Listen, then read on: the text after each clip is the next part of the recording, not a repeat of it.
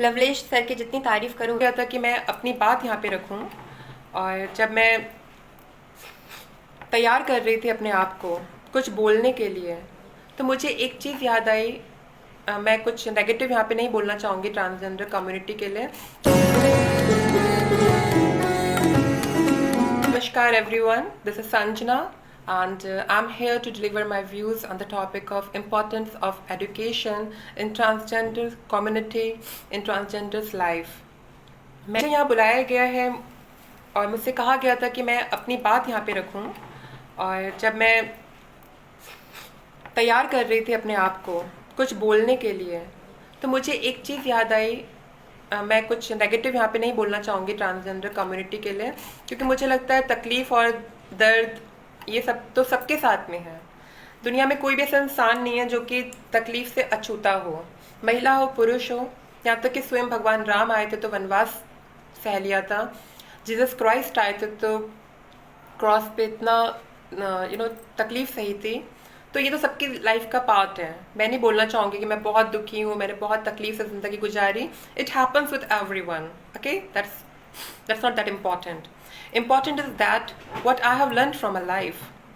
I have learned that where I stand now as a manager in an NGO, and I was an English lecturer in one of the good schools, convent schools of Bareilly town, and I completed my studies, and I have been respected by my students, by my friends, by my relatives, just because I have completed my studies. This is the only thing which I want to share today. यही मेरा message है सब लोगों को, भले वो trans हो, चाहे LGBT कम्युनिटी के लोग हो, चाहे नॉर्मल महिला या पुरुष हो। कोई भी शख्स जब इस पृथ्वी लोक पे आता है तो उसको अपनी बातचीत को रखने के लिए अपने व्यक्तित्व को तराशना बहुत ज़रूरी होता है। और शिक्षा एक ऐसी खूबसूरत सी मैं कहती हूँ औजार है, जैसे सुनार के पास एक औजार होता है और वो अपने गहनों को तराशता है, लोहार के पास होता है, ऐसे मनुष्यों के पास में भी एक बहुत खूबसूरत चीज़ खुदा ने दी है, वो है हमारी तालीम। जिस दिन मैं और आप अपनी तालीम मुकम्मल करते हैं, यकीनन हम लीक से हट के कुछ कर लेते हैं। बहुत सारी चीज़ें हैं जो कि हम बाद में भी कर सकते हैं। जैसे कि मैंने अपना ड्रीम पूरा किया, मैंने अपनी सर्जरीज कंप्लीट करी, मैंने बहुत सारे और अपने ख्वाब पूरे करे, लेकिन वो तब करे जब मैंने अपनी एजुकेशन कंप्लीट कर ली थी। जब तक मैंने एजुकेशन कंप्लीट नहीं करी, मैं बर्दाश्त करती रही, सहती रही और कहीं ना कहीं अपने दिल को समझाती रही कि नहीं संजना, अभी वक्त नहीं आया है, अभी वक्त नहीं आया है, अभी तुम शायद बाहर जाओगी तो इतनी वैल्यू नहीं पाओगे क्योंकि अभी तुम्हारी एजुकेशन कंप्लीट नहीं हुई है। तो मेरा आज का टॉपिक यही है, the importance of education in transgenders community, in transgenders life. Being a trans women, I humbly believe if you complete your study there is no stop for you, you can touch the scale of success. मैं एक बात यहाँ कहना चाहूँगी। मैंने कहीं सुना था, किसी शायर ने कहा है कि खोल दे पंख मेरे, कहता है परिंदा, खोल दे पंख मेरे, कहता है परिंदा, उड़ान अभी बाकी है। खोल दे पंख मेरे, कहता है ये परिंदा कि अभी उड़ान बाकी है, ज़मीन नहीं है मेरी मंजिल, अभी तो पूरा आसमान बाकी है। यकीनन इन शब्दों को बहुत हद तक मैं अपने जीवन में महसूस करती हूँ, क्योंकि जब तक हम बंद रहते हैं अपने लिमिट्स के अंदर, हम कुछ नहीं कर पाते हैं। Don't limit your power, don't underestimate your power, believe in you and think positive that yes, you have been made by God in a very unique way. And when it comes for transgender, for trans people, definitely I do have confidence and I humbly believe that I am a unique person. I'm not a girl, I'm not a boy, but I am a special girl. I'm a special girl for a special message. I have been sent by Almighty Jesus in this world to proclaim the light of education, the light of sincerity, and the light of humanity, इन सब चीज़ों के साथ ही हम जिंदगी में आगे बढ़ सकते हैं, सार्थक प्रयास कर सकते हैं। मैंने बहुत सारे लाइव शो देखे, बहुत सारे लोगों की बात सुनी और बहुत सारे लोग अपना दुख बयां करते हैं। तो देखिए, बिना आग में जले, बिना आग में तपे सोना अपनी निखार नहीं पाता है। तो क्या हो गया, तकलीफ आई, तकलीफ आना और तकलीफ को पॉइंट आउट करना इज नॉट दैट इम्पॉर्टेंट।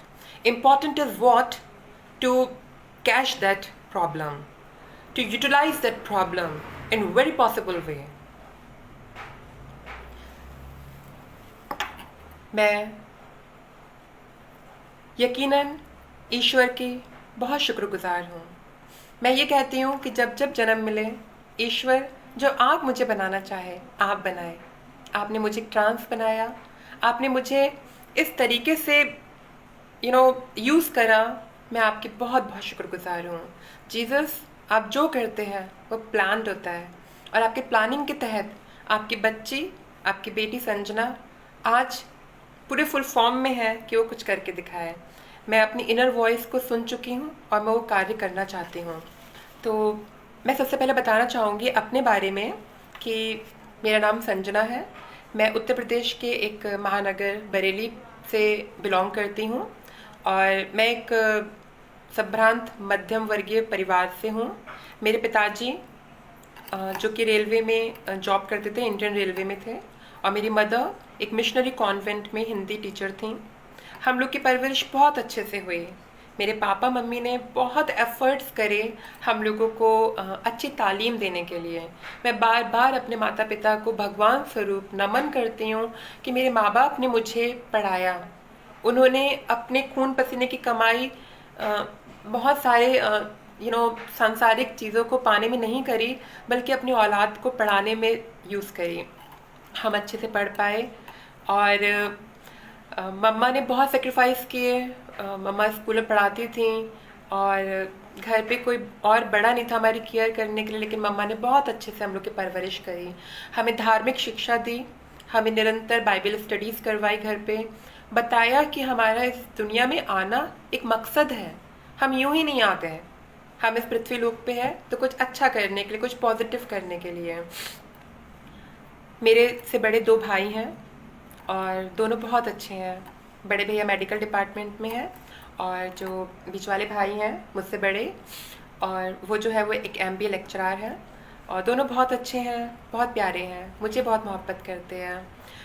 मैंने अपना बचपन बहुत मिला जुला था।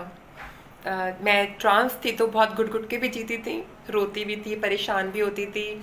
और क्योंकि मम्मी पापा भैया लोग बहुत अच्छे थे तो बहुत खुश भी रहती थी, क्योंकि परिवार का माहौल बहुत अच्छा था। मैं जब बहुत छोटी थी तो मुझे बहुत शौक था सजने संवरने का। मैं टॉवल लगा लिया करती थी, पे डांस करती थी। मैं कहती थी mama I am your daughter, I am your girl mama. मैं इस तरीके की बात बोलती थी और मेरे घर वाले कभी ऑब्जेक्शन नहीं करते थे, क्योंकि मैं घर में सबसे छोटी थी तो मम्मी पापा इसको एंजॉय करते थे। पापा मम्मी बोलते थे अरे हमारी बच्ची है, इतनी क्यूट है, और कभी किसी ने रिजेक्ट नहीं किया मुझे। प्रॉब्लम तब शुरू हुई जब मैं स्कूल में गई। जब मैं स्कूल में आई तो मैंने महसूस करा कि जो मैं सोचती हूँ मैं हूँ, वो दुनिया नहीं सोचती है कि मैं हूँ। मैं सोचती हूँ कि मैं एक महिला हूँ और बहुत अच्छी सी बच्ची हूँ, प्यारी सी, लेकिन दुनिया ही नहीं सोचती है। दुनिया मुझे कुछ और ही समझती है जो मैं नहीं हूँ। मुझे लड़कों वाली पैंट शर्ट्स बिल्कुल पसंद नहीं थी। I use to hate those tyres. और मम्मा मुझे पहनाया करती थी, मैं बहुत गुस्सा करती थी, क्यों पहना रही हूँ मुझे भाई, मैं नहीं पहन सकती ये सब चीज़ें। मेरे बाल काट दिए जाते थे और मैं रोने लग जाती थी। मैं कहती थी क्यों ऐसा कर रहे हैं आप मेरे साथ में, सबके बाल लंबे हैं गर्ल्स के और मेरे क्यों काट देते हो। धीरे धीरे जब मैंने इन सब बातों को महसूस करना शुरू करा तो मुझे लगा कहीं ना कुछ प्रॉब्लम है। संजना, जो तुम सोचती हो अपने आप को वो, और जो दुनिया सोचती है तुम्हें वो, उसमें अंतर है, सामंजस्य नहीं है। और फिर समझ में आया कि यस, ये जेंडर रिलेटेड प्रॉब्लम है, ये मेरे सेक्सुअल ओरिएंटेशन से जुड़ी हुई प्रॉब्लम है। मैं अपने आप को एक महिला ही समझती हूँ और मैं हूँ भी। बेशक दुनिया ने आईना कुछ भी लगा रखा हो अपने अपनी आंखों पे, वो मुझे किस फ्रेम में देखता है, ये उनकी अपनी सोच है, लेकिन मैं अपने आप को शुरू से एक महिला ही मानती थी और आज मैं संपूर्ण तरीके से एक महिला हूँ। मैं जब हाई स्कूल में आई तो मुझे ध्यान है हार्मोनल चेंजेस मेरी बॉडी में आ रहे थे। बहुत कुछ ऐसा हो रहा था जो मैं कभी बर्दाश्त ही नहीं कर सकती थी। वो सब कुछ मेरे साथ हो रहा था। मेरा फिजिकल ग्रोथ चेंज हो रहा था, मेरा फेशियल लुक चेंज हो रहा था। और मैं somewhat I use to look like a boy, but from inside, from within, I use to feel that I am a girl, जो सभी ट्रांस के साथ में होता है। मेरे इस कैरेक्टर की वजह से, मेरी इस पर्सनालिटी की वजह से मुझे बहुत बुली करा गया। मुझे लोगों ने बहुत टॉर्चर किया, बहुत बुली किया, बहुत एब्यूज़ किया, बहुत गलत गलत बातें कहीं, जो कि होती हैं। ठीक है, मैं इसको अब इतना इम्पोर्टेंट नहीं समझती उन प्रॉब्लम्स को शेयर करना। मैं कहना ये चाहती हूँ कि जब वो सब प्रॉब्लम्स हो रही थी तो मुझे एक चीज़ समझ में आ गई थी कि संजना, अगर तुम ये सोचती हो कि तुम्हारी ख्वाहिशें, तुम्हारे सपने अगर तुम्हारे माता पिता पूरा कर देंगे या तुम्हारे भाई पूरा कर देंगे तो तुम बिल्कुल गलत हो। तुम्हारे माँ बाप, तुम्हारे भाई या इस दुनिया का कोई भी शख्स तुम्हारे हिस्से की लड़ाई लड़ ही नहीं सकता। ये बात मुझे तब समझ में आई जब मैं हाई स्कूल में थी। जब मैं इतनी बड़ी हो गई थी, एडोलसेंस की स्टार्टिंग में थी, मेरे को ये बात समझ में आ चुकी थी। मुझे पता था, और मैं ब्लेम भी नहीं करती कि वो लोग मेरी हेल्प नहीं करते, क्योंकि अगर आपका हाथ कटा होगा, ब्लीडिंग हो रही होगी, तभी अगले इंसान को समझ में आएगा कि भाई ये परेशान है, इसको ब्लीडिंग हो रही है, वो उस दर्द को महसूस कर सकता है। लेकिन मेरा जो दर्द था वो कोई महसूस नहीं कर सकता था, क्योंकि कोई इसको महसूस, किसी ने उसको देखा ही नहीं था कभी भी। मैं कह रही थी कि I have a soul of a girl, I have a soul of a girl. लोग समझ ही नहीं पा रहे थे कि ये क्या बोल रही हैं, क्योंकि वो उसको महसूस ही नहीं कर सकते थे। तो मुझे समझ में आ गया कि मेरे माँ बाप या मेरे भाई या समाज का कोई भी इंसान मेरी मदद नहीं कर सकता, मेरे सपने पूरे नहीं कर सकता। और मुझे ये भी समझ में आ गया था कि कितना तरस खा ले, कितना हाथ जोड़ लूँ, कितना गिड़गिड़ा लूँ, मैं कितना कह दूँ प्लीज़ मुझे समझो, मुझे समझो, कोई कदर नहीं होगी। इस अपील की कोई भी सुनवाई नहीं होनी थी, क्योंकि ये दर्द दिखता नहीं है। Seriously brother and sisters, transgenders का दर्द आप सुन सकते हैं, आप महसूस नहीं कर सकते, क्योंकि ये दर्द दिखता नहीं है। शायद लेडीज़ के समान मेरे जैसे महिला बहनें हैं, महिला मित्र हैं, वो प्रेग्नेंट होती हैं तो वो प्रेगनेंसी दिखती है, तो उनके हस्बैंड, उनके आसपास के लोग उनकी केयर करते हैं, उन्हें बैठने के लिए सीट ऑफर करते हैं। कोई पोलियोग्रस्त इंसान होगा तो उसका वो पोलियो दिखता है तो लोग उनको रिजर्वेशन देते हैं, उनको रिस्पेक्ट देते हैं, उनको सहारा देते हैं। लेकिन ट्रांसजेंडर्स को दर्द दिखता ही नहीं है। हम शरीर का कौन सी चीज़ आपको दिखाए जो आपको समझ में आए कि हाँ ये तकलीफ में है। मैं रो रो के, हाथ जोड़ जोड़ के गिड़गिड़ाती रह जाऊंगी और मर जाऊंगी, लेकिन मेरा दर्द नहीं दिखेगा।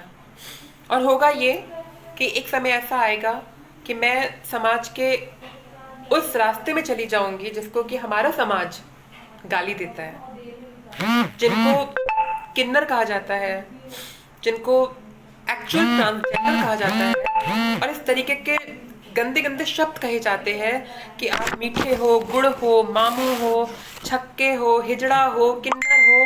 सिर्फ यही तमाचे आपके मुंह पे जिंदगी भर पड़ते रहेंगे। और जब ये सब चीजें होती हैं तो अपने अंदर से लगता है कि अरे हम खुद इतने परेशान, अंदर से इतने टूटे हुए, इतनी तकलीफ में, और दुनिया है जो हमारे सामने इतनी सारी गालियां लेके हमारा स्वागत कर रही है। क्या ये सारे शब्द हमारे लिए बने हैं? क्या मैंने आपसे कहा कि आप मुझे नाम से पुकारिए? क्या मैंने आपसे बोला कि ये नाम मेरा है? मैं आपसे कह रही हूँ मेरा नाम संजना है। आपको क्या हक है कि आप ये कहे कि नहीं तुम ये नहीं हो, तुम तो एक किन्नर हो, या तुम एक ट्रांसजेंडर हो, या तुम ये हो। ये सब चीज़ें बिल्कुल अच्छी नहीं थी। मुझे बहुत तकलीफ हुई जब मैंने इस सच्चाई को महसूस करा, विशेष रूप में अपने उत्तर भारत में ये सब चीज़ें बहुत कॉमन है। और तब जब मैं हाई स्कूल में थी और ये प्रश्न और आंसर मेरे माइंड में खूब चल रहे थे, मैं खूब दुविधा में थी, खूब डिप्रेशन में थी, तो मुझे एक ही उम्मीद की किरण नजर आई, होती एजुकेशन। मुझे समझ में आ गया कि मम्मा पापा, भाई बहन, दुनिया, समाज, कोई कुछ नहीं कर सकता। कोई कुछ कर सकता है तो सिर्फ और सिर्फ मेरी तालीम। जिस दिन तालीम मुकम्मल हो जाएगी तब सब लोग मुझे सुनेंगे, तब सब लोग मेरी आवाज़ को सुनेंगे, मेरे विचारों को सुनेंगे, क्योंकि उनको ये मालूम चलेगा कि ये बंदी ऐवे ही नहीं आ गई है, ये बंदी अपने जीवन के बहुत साल वनवास में काट के आई है, अपनी हसरतों को, ख्वाहिशों को मार के, तालीम को मुकम्मल करके, तालीम रूपी हथियार को हाथ में लेके इस दुनिया में दानवों का सर्वनाश करने आई है। दानव जिन्होंने बहुत सारे गंदे गंदे नाम मेरी कम्युनिटी की बहनों को दे रखे हैं, वो ऐसी हैं नहीं, लेकिन फिर भी पता नहीं क्या क्या नाम देते हैं। तो ऐसा मत कीजिए। पढ़ाई बहुत मुश्किल हो जाती है जब बॉयज़ बुली करते हैं स्कूल लाइफ में। बहुत तकलीफ होती है जब गर्ल्स टॉयलेट होती है, बॉयज़ टॉयलेट होती है, and you can not go anywhere if you use women toilet. They are, you know, girls, they object. They say we don't feel comfort with you. When you go to boys toilet, they bully you. They try to, abuse you physically. So this is the time actually. ये तो छोटी सी बात है, मैं toilet बोल रही हूँ, लेकिन इस तरीके की बहुत सारी बातें जो कि फेस करनी पड़ती हैं। खैर कोई नहीं, मेरे को समझ में आया कि पढ़ाई बहुत ज़रूरी है। अब मैंने सब कुछ बर्दाश्त करके एक चोगा ओढ़ लिया, एक नकाब ओढ़ लिया अपने ऊपर, मैंने छिपा दिया संजना को कहीं, और मैं एकदम लाइमलाइट में आ गई, ऐसे बिल्कुल शाहरुख खान बन के कि अरे मैं तो अब बिल्कुल ऐसी हूँ बॉय, और मैं पढ़ाई करूँगी। अब मैंने पढ़ाई करना शुरू करा, मैंने ग्रेजुएशन कंप्लीट करी, और मेरे साथ के लोग कहते थे कि ट्रांसजेंडर्स जो होते हैं वो सिर्फ नाचने गाने का काम कर सकते हैं। वो नाचते हैं, गाते हैं, लोगों का मनोरंजन करते हैं, लाली लिपस्टिक लगा के सिर्फ वो लोगों का दिल बहला सकते हैं, रिझा सकते हैं। लेकिन ऐसा होता नहीं था। मैंने सिर्फ इस वजह से कॉमर्स बैकग्राउंड लिया, कॉमर्स की पढ़ाई करी, क्योंकि उसमें बहुत सारा मैथ होता है, मैथमेटिक के बहुत सारी कैलकुलेशंस थे। तो मेरा बहुत मन था कि मैं इंग्लिश एज अ सब्जेक्ट लेके पढ़ाई करूं, लेकिन मैंने इंग्लिश सब्जेक्ट नहीं लिया ये सोच के कि मुझे कॉमर्स लेनी है। मुझे लोगों को दिखाना है कि आप जो सोचते हैं कि ट्रांसजेंडर्स कैलकुलेशन नहीं कर सकती हैं, उनका यहाँ से थोड़ा दिमाग कम होता है औरों की अपेक्षा, वो सिर्फ नाचने गाने का ही काम कर सकती हैं, तो ऐसा नहीं। मैंने एमकॉम किया, मैंने मास्टर्स कंप्लीट किया कॉमर्स में, अच्छे मार्क्स से कंप्लीट किया। उसके बाद मैं इलाहाबाद गई और वहाँ से मैंने अपना बीएड कंप्लीट किया, और बीएड करने के बाद मैं जब बरेली वापस लौट के आई सन 2006 में, तो मैंने एक बहुत रेपुटेड स्कूल था बरेली का, sacred heart senior secondary school, मैंने वहाँ पे इंग्लिश टीचर के रूप में अपना कार्य स्टार्ट करा। और वहीं उसी दौरान मैंने एमए इंग्लिश भी किया। अपनी पढ़ाई को मैं आगे जारी रखती रही, मुझे पता था कि ये सब चीज़ें इंपॉर्टेंट हैं। मैंने कंप्यूटर के कोर्स करे, मैंने CCC का डिप्लोमा लिया, और इसके अलावा मैं डिफरेंट सेमिनार्स से जुड़ती रही ताकि मैं अपने व्यक्तित्व को एज अ टीचर निखार सकूं, और मेरे बच्चे जो खूबसूरत छोटी छोटी सोल मेरे पास में आ रही हैं, मैं उनका अच्छे से मार्गदर्शन कर सकूं। ये मैंने इसलिए किया क्योंकि माता पिता अपने बच्चों को बहुत ही हसरतों और उम्मीदों के साथ में स्कूल के गेट पे छोड़ते हैं, और वो स्कूल को बहुत एक महत्वाकांक्षी निगाहों से देखते हैं कि जब इस स्कूल रूपी भट्टी से मेरा बच्चा बाहर आएगा तो तराशा हुआ हीरा होगा। और मैं इस बात को बखूबी समझती थी कि अब जब मैं शिक्षिका बन गई हूँ तो मुझे भूल जाना है कि संजना कौन है और संजना की हसरतें क्या है। पहला काम ये है कि मुझे इन बच्चों को अच्छे से अच्छी तालीम देनी है। मैं अपने स्कूल में बहुत अच्छे से बच्चों की काउंसलिंग करती थी, बहुत अच्छे से काम करती थी। सन 2010 आया मेरी ज़िंदगी में, जो कि लीक एक बहुत ही स्ट्रॉन्ग पॉइंट था, जब मुझे बरेली के बहुत ही बड़े कॉन्वेंट स्कूल में क्लास 9th-10th की इंग्लिश पढ़ाने का मौका मिला।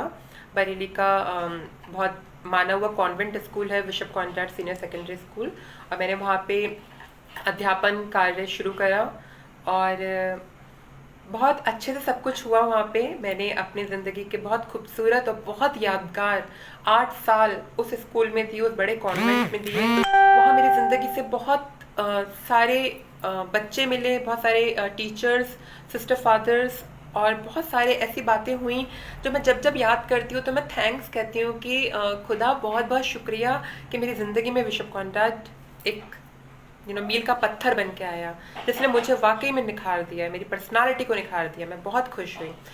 सन 2014 में मेरे पिताजी बहुत बीमार रहने लगे। डायबिटीज़ तो थी उनको, साथ ही साथ हार्ट की समस्या हो गई, एंजियोग्राफी हुई, एंजियोप्लास्टी हुई, हार्ट अटैक भी पापा को आए। और कुछ ऐसा रहा कि सन 2015 में मेरे पिताजी का देहांत हो गया।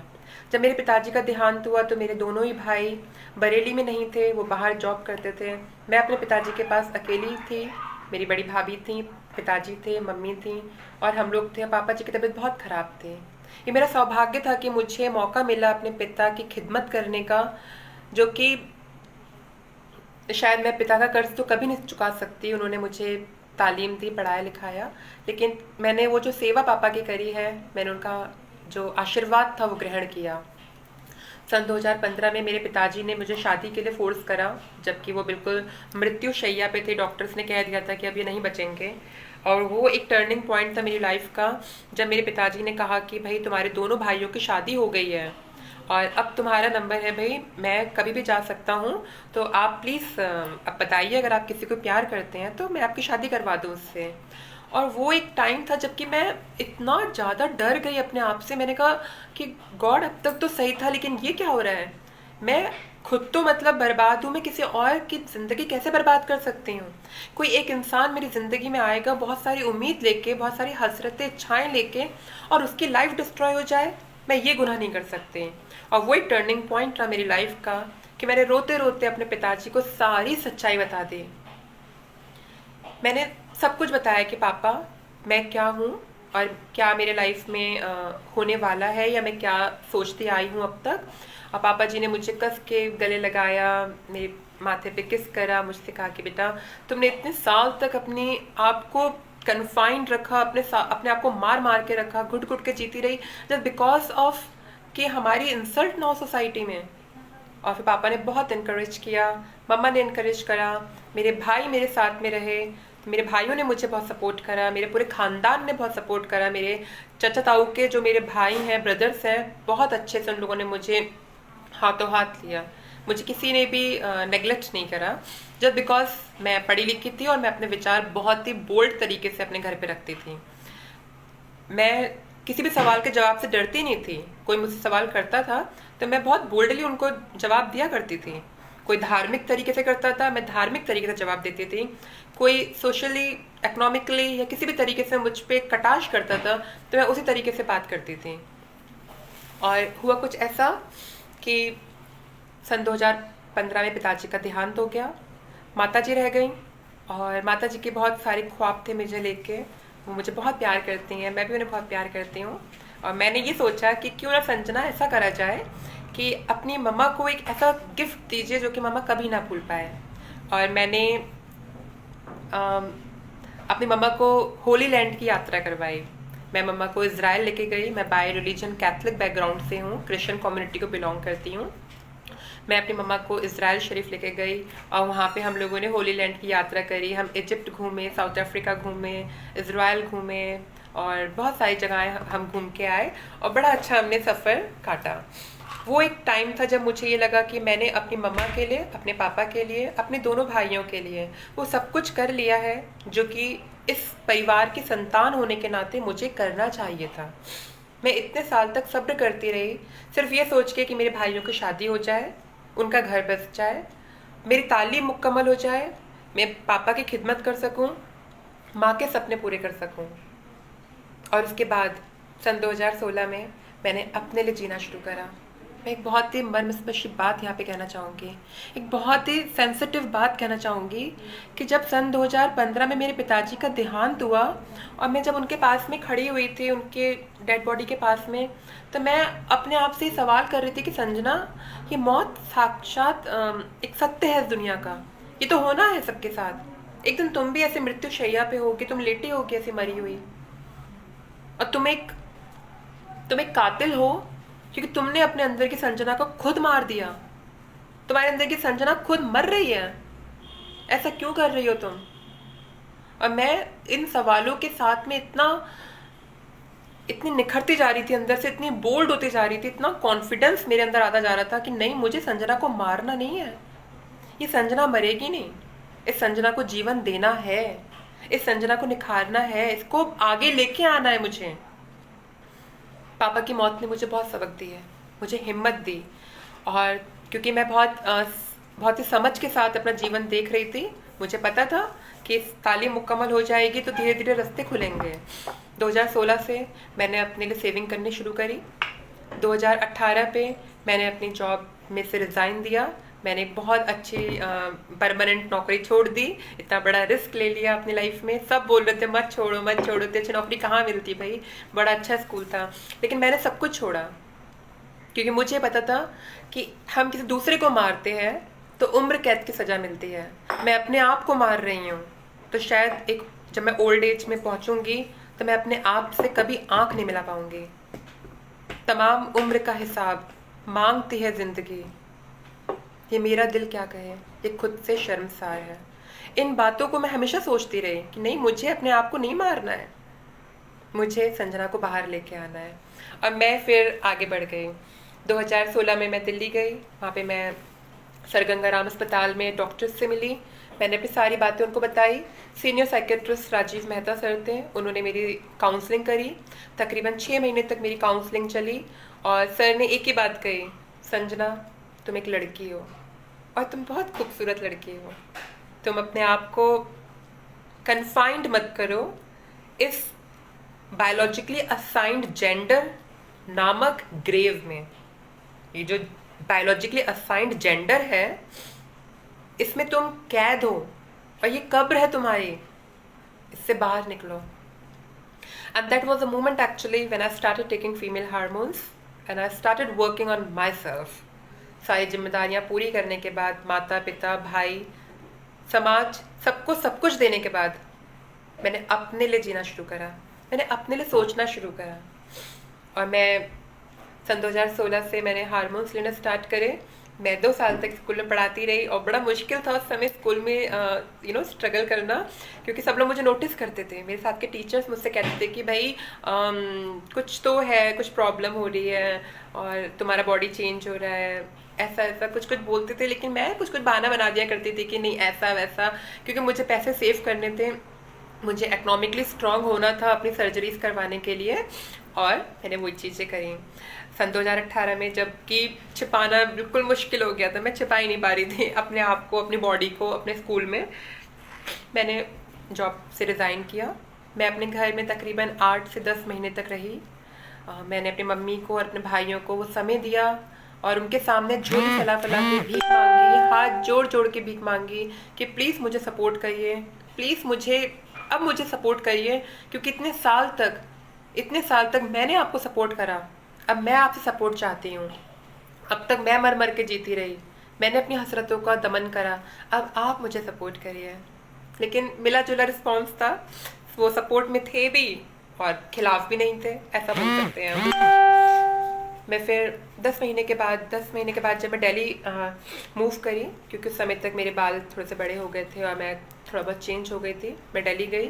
जब मुझे लगा कि हाँ अब अपने ब्रदर्स के सामने, अपने कज़न्स के सामने थोड़ा सा मुझे अच्छा नहीं लग रहा था चेंज होना डे बाय डे, मैं दिल्ली शिफ्ट हो गई और वहाँ पे मैंने एक कॉल सेंटर में वर्क किया।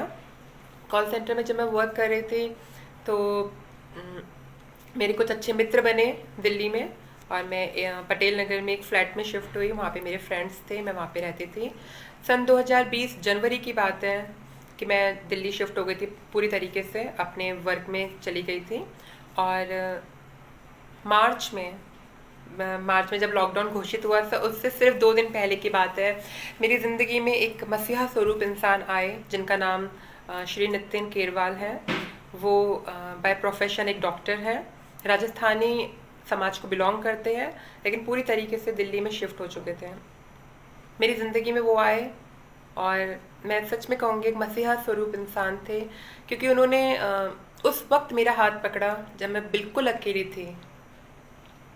मेरी इतना बड़ा ख़ानदान था लेकिन दिल्ली में कोई मेरे साथ नहीं था, मैं बिल्कुल अकेली थी। नाइट ड्यूटीज़ करती थी, नाइट शिफ्ट थी, मेरा अमेरिकन कॉल सेंटर था, मैं नाइट शिफ्ट करती थी और मैं बहुत अकेली अपनी ज़िंदगी में थी। ऐसे मार्मिक वक्त में मिस्टर केरवाल मेरी लाइफ में आए और हम अच्छे दोस्त बने। हम शुरुआती दौर हमारा बहुत अच्छे से चला, दोस्ती में चला, और दोस्त होने के नाते उन्होंने सारी अपनी जो भी मेरे प्रति उनकी रिस्पॉन्सिबिलिटीज़ थी उसको कंप्लीट करा। और लॉकडाउन लग गया। किस्मत को शायद ये मंजूर था कि हम दोस्त ना हो के दोस्ती से आगे बढ़े। तो कुछ ऐसा हुआ कि लॉकडाउन लग गया, मेरे सारे रूममेट्स अपने अपने घर चले गए और मुझे किस्मत ने फंसा दिया दिल्ली में। मैं दिल्ली में कन्फाइंड होके रह गई। मैं दिल्ली में किसी को नहीं जानती हूँ और मेरी सैलरी भी नहीं आया था और मैं वहाँ पे फंस गई दिल्ली में। और ये देख के सिर्फ एक मिस्टर केरवाल थे, नितिन केरवाल। तो वो बस मेरे साथ में थे। मेरी दवाई दारू, मेरा राशन पानी, हर चीज़ डॉक्टर साहब ने देखी, डॉक्टर साहब ने मैनेज करा। और मई का महीना आते आते हम दोनों ने महसूस करा कि हम दोस्त से ज़्यादा एक दूसरे के लिए हैं। सबसे अच्छी बात ये रही मिस डॉक्टर केरवाल के साथ कि उन्होंने मुझे वैसे एक्सेप्ट करा मैं जैसी थी। उन्होंने मुझे बदला नहीं। उस समय मेरी सर्जरीज नहीं हुई थी, मैं अपने ट्रांसफॉर्मेशन में थी। और नितिन केरवाल जी ने मुझे बिल्कुल वैसे ही एक्सेप्ट करा जैसे पर्सनल मैं हूँ। किसी प्रकार का कोई चेंज उनने मुझ में नहीं लाए और ना ही उनकी हसरत थी कि मैं चेंज हूँ। ये मेरी खुद की हसरत थी एक प्रॉपर महिला बनने की। उनके साथ में ज़िंदगी बहुत खूबसूरती के साथ चल रही थी। मैं उनका शुक्रगुजार हूँ, भगवान की शुक्रगुजार हूँ कि उन्होंने इतना अच्छा एक लाइफ पार्टनर मेरी लाइफ में भेजा। और उसके बाद ज़िंदगी और मुड़ गई, इधर उधर घूमती फिरती जा रही थी।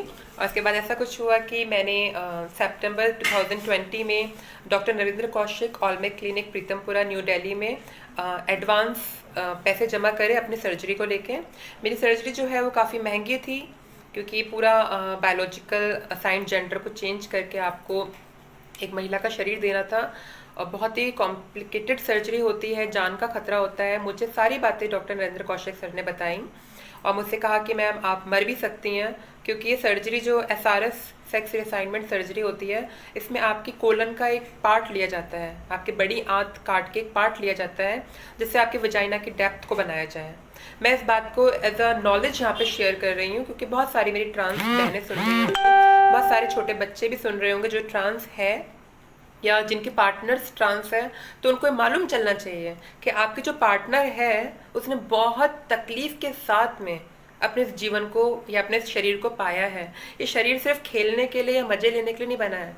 इसकी कद्र और इज्जत को करिए क्योंकि किसी इंसान ने अपनी मृत्यु के इतने पास पहुंच के इस शरीर को लिया है, अर्जित किया है, अचीव किया है और वापस लौट के आए हैं। क्योंकि मैं गुजर के आई हूँ, इतनी जानलेवा एक ट्रीटमेंट होता है उसके पास से।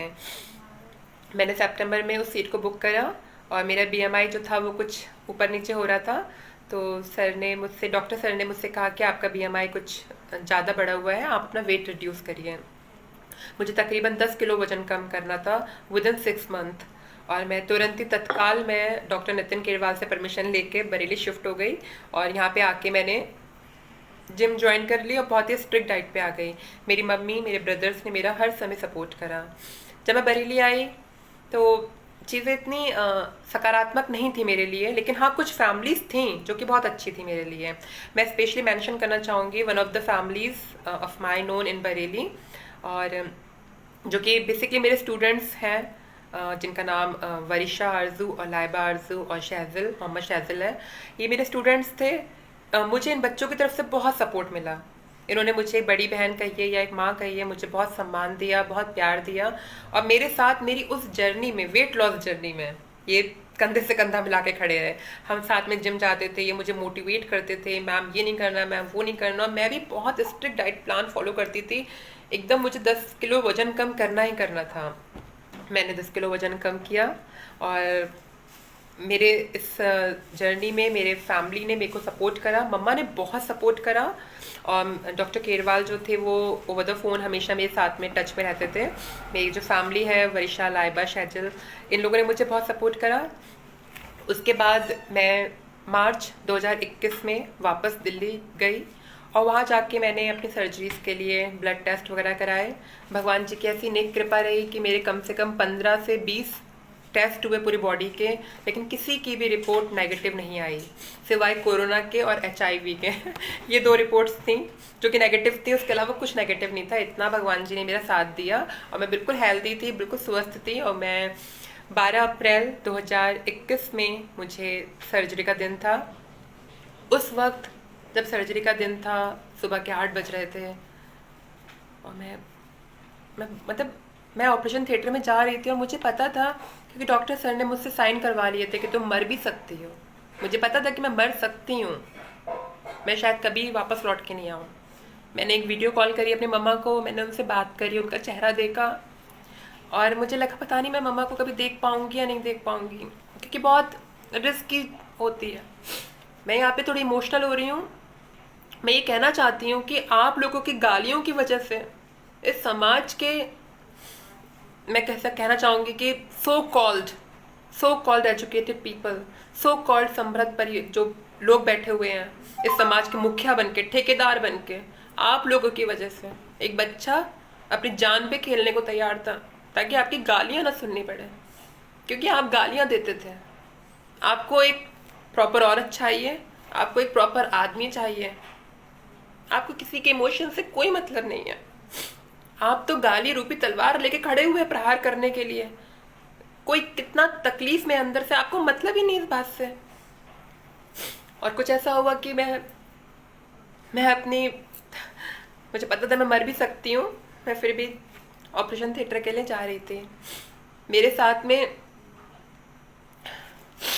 उस समय सिर्फ डॉक्टर नितिन केरवाल थे, फिजिकली वो मेरे साथ में थे वहाँ पे ऑपरेशन थिएटर के बाहर। उन्होंने मेरा हाथ पकड़ रखा था, उन्होंने मुझको मजबूती से कहा कि संजना तुम वापस लौट के आओगी, मैं प्रेयर कर रहा हूँ, तुम्हें कुछ नहीं होगा। पूरे समय वो एक इंसान मेरे साथ खड़ा रहा और मैं ये सोच रही थी कि मैं इतने बड़े खानदान की, मैं जेम्स खानदान को बिलोंग करती हूँ, इतना बड़ा मेरा खानदान है, मैं सबके दुख सुख में खड़ी रही। कोई एक शख्स नहीं था मेरे साथ खड़े होने वाला, सिर्फ एक डॉक्टर नितिन केरवाल थे जो उस वक्त मेरे साथ मजबूती के साथ कंधे से कंधा मिलाए खड़े रहे। मैं उन्हें कभी नहीं भूल सकती, उनका एहसान है मेरे ऊपर। और मैं हंसते हंसते, मैं बहुत मुस्कुराते हुए मैं ऑपरेशन थिएटर के अंदर पहुंची और मैं डॉक्टर से भी बोली कि सर सर्जरी अच्छे से करिएगा, ये नहीं कि बातें बातें करने लग जाए, म्यूजिक व्यूजिक सुनिए आप लोग, सर्जरी अच्छे से करना। और डॉक्टर्स बोले आपको डर नहीं लग रहा ऑपरेशन थिएटर में? मैंने कहा नहीं सर, मुझे ऐसा लग रहा है सपना पूरा होने वाला है, मैं जीऊँगी, मैं वापस लौट के आऊँगी, मुझे पूरी उम्मीद है, मेरा सपना पूरा होने वाला है सर, मैं बहुत खुश हूँ, कुछ घंटों के बाद मुझे मेरा डिज़ायर्ड शरीर मिल जाएगा। और ऐसा ही कुछ हुआ, सर्जरी हो गई। सुबह 8 बजे गई थी, शाम के 6:30 बजे मैं हल्के हल्के होश में अपने रूम में शिफ्ट कर दी गई। मेरे साथ में मेरी 2 ट्रांस फ्रेंड्स थीं जिनका मैं नाम लेना चाहूँगी, मोहिनी और शुभी। ये दोनों मेरे साथ में थीं। इन दोनों ने भी मेरी बहुत खिदमत करी, बहुत सेवा करी, बहुत प्यार दिया। मैं दोनों को हाथ जोड़ के बहुत बहुत शुक्रिया अदा करती हूँ। इतने बुरे वक्त में आप 2 इंसान और डॉक्टर नितिन केरवाल, आप 3 लोगों ने मेरे बहुत साथ दिया। जब मैं ऑपरेशन थिएटर से बाहर निकल के आई तो मैं बहुत खुश थी। दर्द हो रहा था, तकलीफ हो रही थी, पूरा कोलन कटा हुआ था, 8-10 स्टिचेस पेट में लगे थे, पूरा प्राइवेट पार्ट पैक्ड था और आर्टिफिशियल ऑक्सीजन दिया गया था, बहुत सारी दिक्कत थी, लेकिन मैं बहुत खुश थी। जो मुझसे पूछ रहा था दर्द हो रहा है, मैं कहती थी नहीं, मुझे तो खुशी हो रही है, मैं कंप्लीट हो गई हूँ। मेरी आत्मा को वो शरीर मिल गया था। अभी तक मेरी आत्मा उस शरीर से वंचित थी, आज मेरी आत्मा को वो शरीर मिल गया है। मैं बहुत खुश थी उस सर्जरी के दौरान। मैं 7 डेज तक ऑलमेक क्लिनिक प्रीतमपुरा में एडमिट रही। मुझे भगवान जी ने इतनी परेशानी नहीं दी। और उस वक्त जबकि मैं वहाँ पे हॉस्पिटल में थी, तो डॉक्टर नितिन केरवाल जी के संपूर्ण परिवार की तरफ से मुझे बहुत प्यार मिला।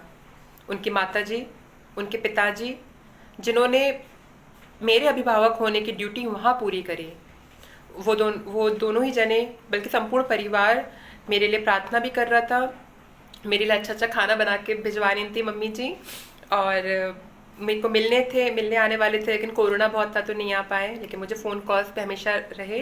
तो मैं डॉक्टर नितिन केरवाल जी की माता जी का और पिताजी का इस मंच के माध्यम से हाथ जोड़ के धन्यवाद करती हूँ। आप दोनों ने जो मेरे लिए करा वो हमेशा मेरे ऊपर एक कर्ज रहेगा, आपकी बेटी के ऊपर हमेशा रहेगा। मैं भगवान मुझे इस लायक बनाए तो मैं आपके लिए भी कुछ कर पाऊँ, मम्मी जी, पापा जी। उसके बाद मैं जब 1 हफ्ते के बाद घर पे आती हूँ अपने, और मुझे जल्दी से छुट्टी मिल गई थी अस्पताल से, और मैं अपने रूम पे शिफ्ट हो गई। वहाँ पे रूम पे मेरे एक ब्रदर हैं जो कि मेरे नेबर्स हैं, उनका नाम भी नितिन अलकिली, और महाराष्ट्रन समाज को फॉलो करते हैं, बिलोंग करते हैं। तो वो जब आ गए तो उन्होंने मेरी बहुत सेवा करी, मुझे बहुत हंसाया, मेरा बहुत ख्याल रखा। वो मेरा मालिश करते थे, मेरा हेड वॉश करवाते थे, मेरे लिए अच्छे अच्छे खाना पकाते थे।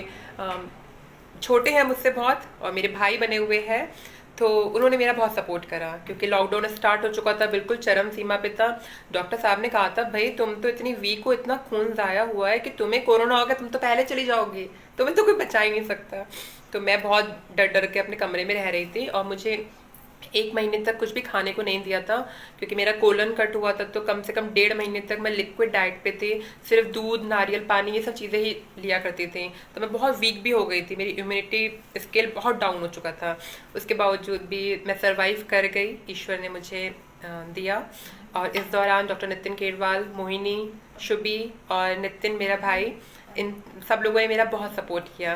मेरी मम्मी, मेरी फैमिली, मेरी भाभियाँ, ये सब फ़ोन कॉल पे मुझसे जुड़े हुए थे, मेरा सपोर्ट करते थे। मेरे स्टूडेंट्स जो मैंने नाम लिए थे अभी, वो सब लोग मुझसे जुड़े हुए थे, मुझसे बातचीत करते थे। और उसके बाद की ज़िंदगी कुछ ऐसी रही कि मेरी लाइफ में कुछ ट्रांसजेंडर कम्युनिटी के लोग जुड़े, जिनका नाम मैं यहाँ पे विशेष रूप से लेना चाहूँगी।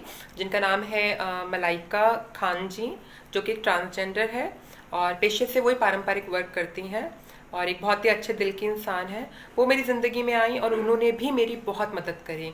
उस वक्त उन्होंने मेरे सर पे हाथ रखा और उन्होंने मुझसे कहा कि बेटा, हम भी मजबूरी में ये बने हैं, हमें दुनिया ने गाली बक बक के ऐसा बना दिया, हम ऐसे थे नहीं कभी भी। हम भी तुम्हारे समान पढ़ लिख के बेटा अच्छा काम करना चाहते थे, लेकिन आज ये जो हम बैगिंग कर रहे हैं, just because of this cruel society, because they didn't accept us, they didn't give us any job, उन्होंने हमें कोई काम नहीं दिया, इसलिए हम मजबूरी में ये सब करने लग गए।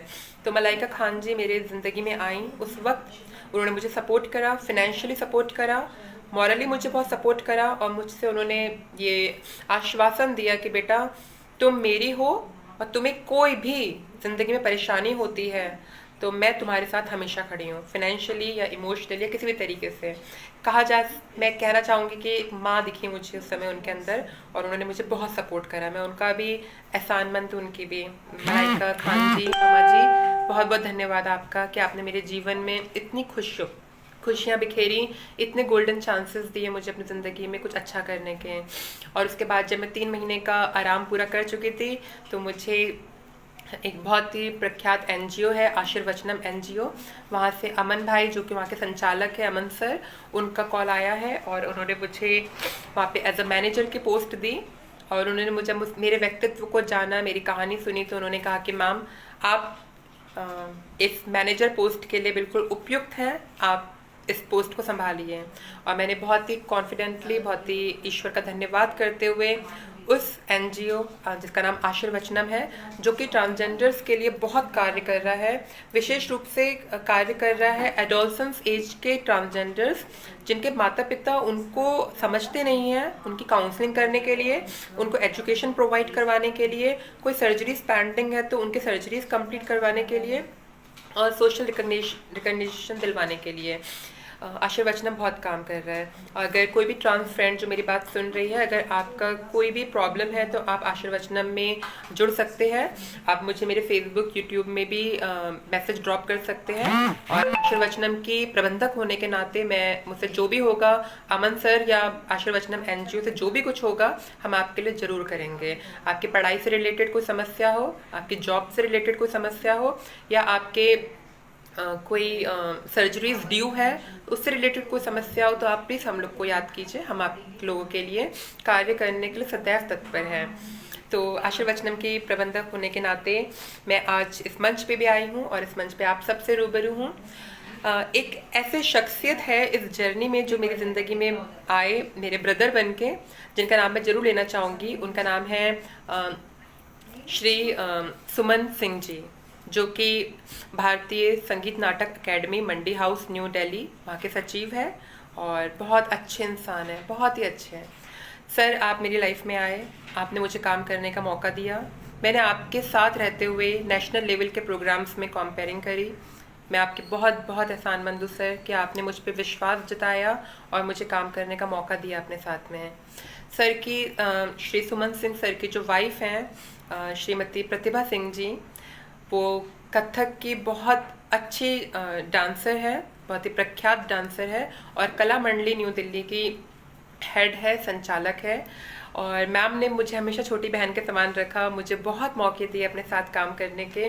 मैंने कला मंडली नई दिल्ली के साथ में बहुत से सामाजिक कार्य करे, बहुत समाज सेवा करी और मैं एक कार्यकर्ता और एक कलाकार होने के नाते उनके मंडली से जुड़ी और स्टेज पे जाने का मौका मिला, बहुत सारे काम करने का मौका मिला। ट्रांसजेंडर्स जो कि रेड लाइट मांगते हैं, जो बैगिंग करते हैं, ट्रेडिशनल बैगिंग करते हैं, उन लोगों के लिए बहुत कुछ करा मैम के साथ मिलके। मैम तो क्योंकि खुद ही बहुत काम करती हैं ट्रांसजेंडर्स के लिए, तो मैम ने मुझे अपने साथ में सम्मिलित किया और मैंने इस अपॉर्चुनिटी को जाने नहीं दिया। मैंने भी मैम के साथ में कंधे से कंधा मिला के काम किया। तो श्रीमती प्रतिभा सिंह जी, कला मंडली न्यू दिल्ली की संचालिका, आपका बहुत बहुत धन्यवाद। श्री सुमन सिंह सर जी, आपका भी बहुत बहुत धन्यवाद। मैं अपनी कज़िन का नाम यहाँ पे लेना चाहूँगी, जिसका नाम है शिफा, जो कि दिल्ली में रहती है। वो और उसके हस्बैंड जॉनी, मैं आप दोनों का भी धन्यवाद करना चाहूँगी क्योंकि मेरे इस सफ़र में आप दोनों भी मेरे साथ हमेशा खड़े रहे। हमेशा आप दोनों ने मुझे मानसिक तौर पे स्ट्रॉन्ग रखा। मेरे कुछ मित्र हैं जो कि दिल्ली में ही रहते हैं, जिनका नाम तंजीम है, जूबी है, आशीष, साहिल, बहुत सारे फ्रेंड्स हैं जिन्होंने मुझे फ़ोन कर करके सपोर्ट करते रहे कि संजना तुम सही चल रही हो भाई, आगे बढ़ो आगे बढ़ो। तो ये रही मेरी स्टोरी, मेरी ज़िंदगी की वो बातें जो कि मैं कहना चाह रही थी। अब मैं धन्यवाद आप लोग का। फिर से आप लोग के समक्ष आऊँगी अपने विचारों को लेके, और जब आऊँगी तो कुछ ऐसे पॉइंट्स लेके आऊँगी ताकि अपने जैसे लोगों को थोड़ा सा मोटिवेट कर सकूँ, ताकि वो ज़िंदगी में कुछ अच्छा कर सकें।